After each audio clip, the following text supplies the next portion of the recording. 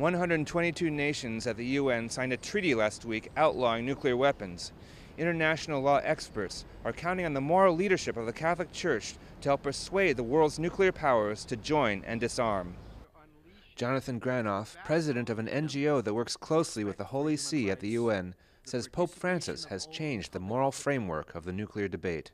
We are inspired by Pope Francis's leadership. His call, and I quote, "Now is the time to affirm not only the immorality of the use of nuclear weapons, but the immorality of their possession." Deterrence itself is unacceptable. The threat to use nuclear weapons and annihilate millions of innocent people is morally unacceptable. The Pope has made that very clear.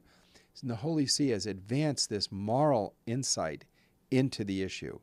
The attorney says that the consensus of 122 nations leaves the 9 nuclear-armed countries who all refuse to join the treaty on the defensive. The irony, of course, is that the states with these horrific devices come together in unity and challenge the rest of the world and say, we're going to keep you safe by having these weapons.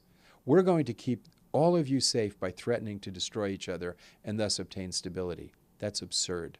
I asked Mr. Granoff how a United States without nuclear weapons could be an effective counterweight to North Korea.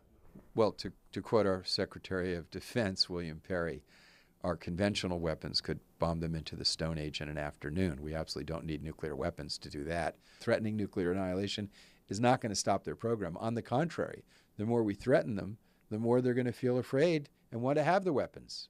This statue of Mary stands in the UN as a scorched relic of the nuclear holocaust that killed over 100,000 people.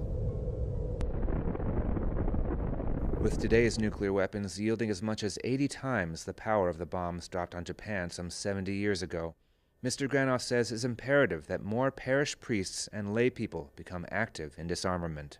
I think it's incumbent upon believers to demand of our political leaders that they come up with a path to bring the nuclear weapon states into compliance with their legal duties to negotiate elimination. Reporting for Currents from Manhattan, I'm Konrad Aderer.